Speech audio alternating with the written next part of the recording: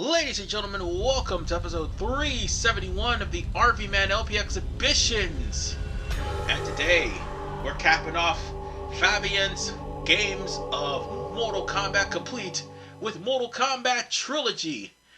Might as well play the up-to-date version of Mortal Kombat 3 because, yeah, a certain someone by the name of Daniel Pesina decided it was a smart idea to try to advertise for Bloodstorm for all what good it did him, and it cost him and almost cost his brother his job. And more importantly, the reason why Johnny Cage and Scorpion wasn't in 3 was because of Daniel Pesina.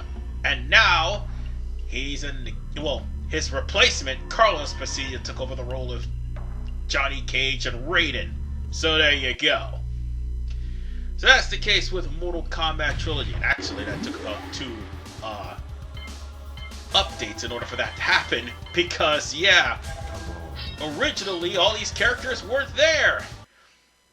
But they are now. Oh, and for Mugen, they had put in Chameleon and the other Chameleon on the left side. Not just that, there are also battles that you can actually fight so long as you get a flawless victory.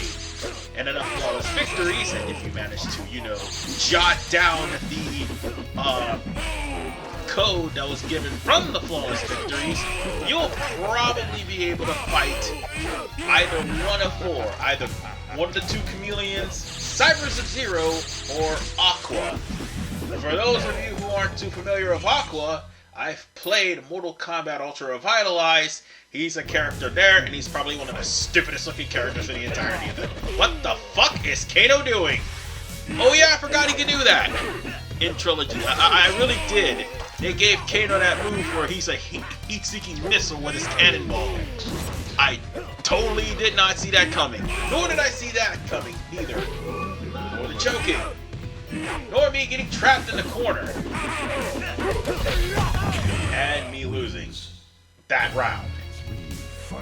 Well, time for me to go on ahead and put on my big boy pants. In case anybody is wondering, yeah, I am playing as Cabal, one of my favorite characters.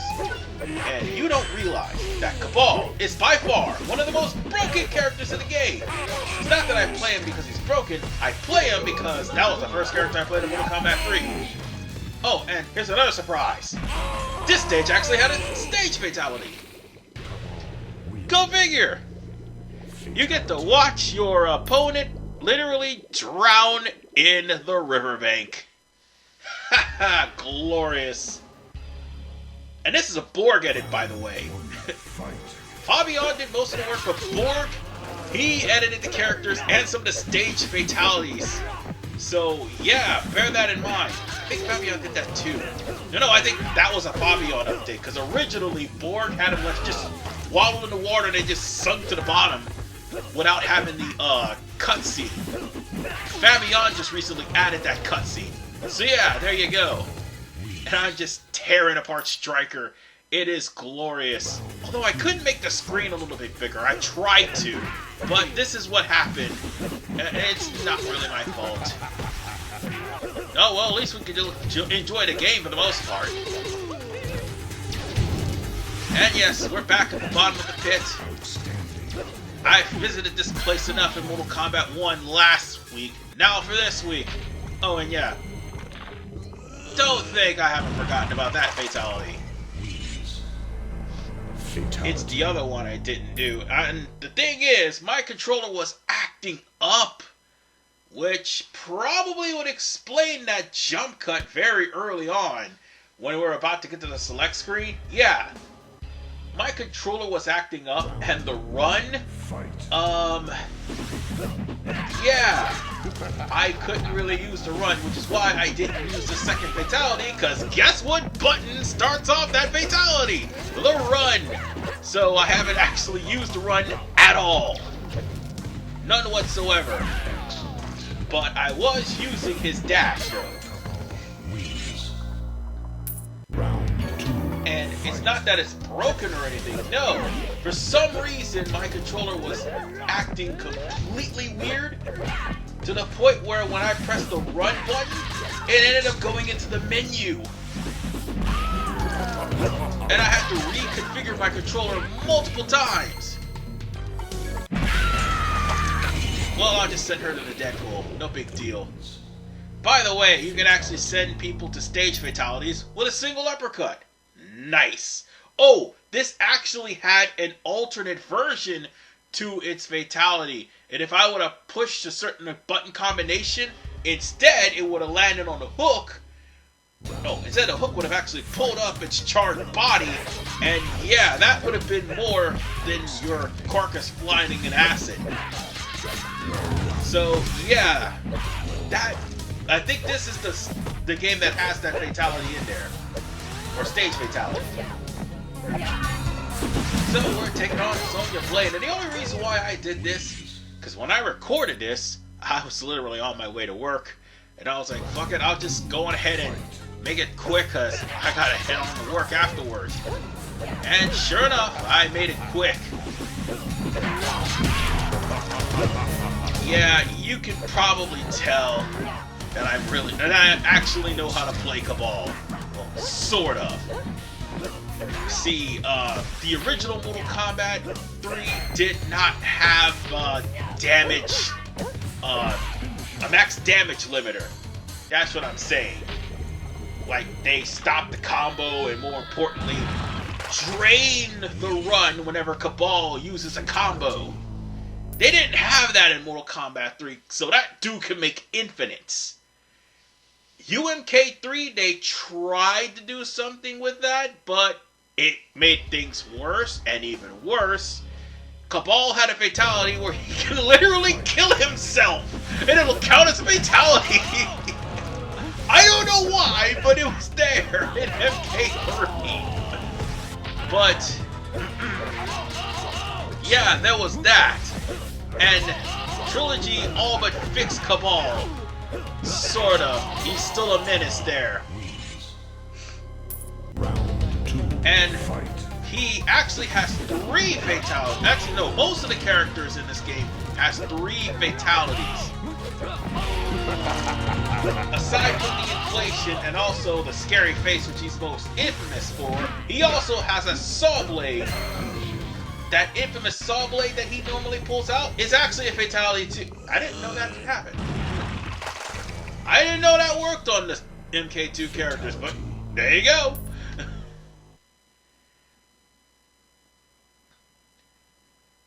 Oh yeah, but like I said, the saw blade actually shows up and chops up the opponent.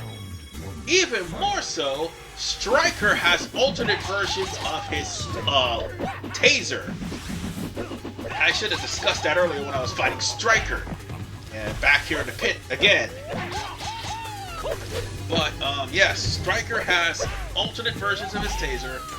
One where he blows up the opponent. The second one where he sets them on fire. But the original one, he just tased them until they are pretty much out of commission and they are burnt to a crisp. But no, like not actually set them on fire and burn them like this second alteration. I mean, he just tased them and they look all blackened and charcoal. That's basically Stryker's fatality there. Oh, and also new. See this brutality? I held down, and instead of blowing up, sometimes it goes into a stage fatality. Other times, you uppercut them, and if they land on a place that doesn't have a stage fatality, then they blow up. Fabian put some attention to details in this game. I gotta give credit to everyone who took part in this. It's fun. It is really fun. And it is great that I'm going through all of my past right here. So, I'm just going to go on ahead and try to whoop up on Stryker. And Stryker, not Stryker, Cyrax. Why did I say Cyrax? I've already beaten Stryker. Oops. But Cyrax also is a threat too. They gave him a saw. Yeah. Okay, that was embarrassing. I just got suplexed. Good Lord, have mercy. No, I can't let that happen. Ouch. Yeah, Cyrax is another person that I also used to play. But, not anymore. Oh, and by the way, happy landing, Cyrax. Oh yeah, and he doesn't have oil. Oh, he actually does have oil floating up to the bottom. Never mind. For some reason, him and Noob... Okay, I can understand Cyrax, Sector, and Smoke having oil, and also Cyber Sub-Zero. No, Cyber Sub-Zero leaks Freon. But Noob Saibot, what the hell is he leaking? He has oil or something? It's just ridiculous. Anyway, now we got MK2 Shang Tsung. And by the way, everyone has MK1. Okay, everyone who is from the MK1 era has an MK1 and MK2 model. Aside from their MK3 counterparts. And that is, Kitana has an MK2, Jade has an MK2, Melina has an MK2, Scorpion, Reptile, Sub-Zero, they all have MK2s. Scorpion, Reptile, Sub-Zero also has MK1. Shang Tsung has MK2 and MK1. And by the way... wait, what? I was about to use the Fatal... Oh, come on! Really? Okay. Okay. I'm gonna let him have that one. And while I was at it... Oh, yes! If I'm not mistaken, Kung Lao has an MK2. Let's see. Baraka's the same. Raiden has an MK1. Kano has an MK1. And that's basically it. Round one. All the MK3 characters are just there. Oh yeah, and Human Smoke. Almost forgot, he has an MK1 and MK2. No, an MK2, actually. And so does Noob Saibot has an MK2. Everybody else, not so much. Because Rain was actually debuted in 3, so he doesn't have an MK2. Anyway, we're taking on Goro, even though earlier the actual tower had Mataro. Yeah, that's the thing. Mataro was unfortunately traded out for Goro. I don't know if that's a condition to actually face off against Mataro, but I'm kind of glad we're facing off against Goro instead of Mataro, because, yeah, Mataro's a bit of a bitch. Yeah, the whole reflecting projectiles thing, not a fan of it. Ironically enough, if you beat Mataro, he actually sets on fire and collapses, while the Shokans just turn to stone and just shatter. And now we finally get the Shao Kahn, which 3 is by far the hardest rendition of Shao Kahn. Okay, I think 2 is more harder than 3, but still. At least you didn't have to worry about the spear. No. Shao Kahn has projectiles. Shao Kahn has the hammer. Shao Kahn has his uppercut knee. He doesn't stay dizzy for long. And more importantly, in this Mugen, he has a power bomb. Oh. And also he has fatalities of his own. So bear that in mind, folks. And the brutalities, too. In fact, all the bosses have... Oh, God! I just got powerbombed! No! I can't let that... I can't let you get away with that, man. I just got freaking powerbombed out of midair. Well, now it's time for us to finally get the rubber match out of the way. So, let's just pray that we win. Because he's already doing some damage to us. Yeah, the bosses are going to do more damage than the actual character. Oh, excuse me 1 second. Okay, I'm back and I just got kicked in the face. He is not going to win this. And I literally went 10-0. Nice. And Shao Kahn was literally at 63%, folks. Well, that pretty much solidifies the end of not only Mortal Kombat Trilogy, but Mortal Kombat Complete. Now this is the part where you enter whatever code you gotten throughout the entirety of your adventure, or should I say your battle. And if you manage to get a code, you take that code, you put it together, and you end up fighting either one of the 4 characters, and if you manage to beat them, well, guess what? You get your ending, and you pretty much finish the game.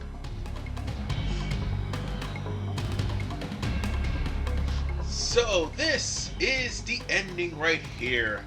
Cabal pretty much swears vengeance against the Outworlders, even though the Black Dragon was also in league with the it was in league with the Outworld Warriors until they turned on Cabal and pretty much maimed him. By the way, Matara was the one who did it. Come Mortal Kombat 9, it was switched to Kintaro, but nonetheless, we pretty much dominated an entirety of a choose your destiny. So I didn't get the higher one. I only got the lower one because again I had to go to work. But nonetheless, folks, we are pretty much done here. Just look at all of the characters, even though these... Oh, wait, no, it's Chris Alexander. I thought it was Carlos Pacina, never mind. Chris Alexander took over the role as Johnny Cage. My bad. Whereas John Turk was all of the ninjas. Every single one of them.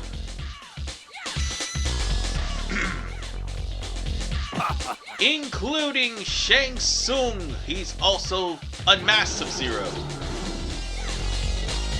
And Goro and Kintaro were stop motion, so was Shiva and Mataro.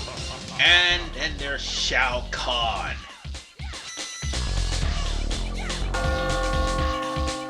And I'm pretty sure you've seen this before, because I did Mortal Kombat Ultra Revitalized. Yes, I did Mortal Kombat Revitalized. So of course those group of guys are going to show up once again, and this will probably be the last fan game for Mortal Kombat I'll be playing for quite some time. So I enjoyed this, and I still play the Mortal Kombat Trilogy one, because of course Trilogy was one of my favorites. I do like 2 more than Trilogy, but still. Trilogy is something I come back to. And it's something that I would rather much play because of the fact that Mugen tends to actually be used for Trilogy. So it's nice to see how many people actually turn Trilogy into their own great creations. And this actually will turn out to be a remake of Mortal Kombat. And there was a Sega Genesis version of that too, but too much twang. And there was just too much twang. I couldn't handle the Sega Genesis twang. One of the reasons why I didn't get one, well, that and the fact that I was too young to buy one. Nonetheless, folks, I think we're done here, but we're not done with the season. We're going to go for one more game. One more fan game. Well, a couple of more episodes left. We only got maybe 3. So next time, I'll probably go back to Mega Man Maker. I'll see you all next time.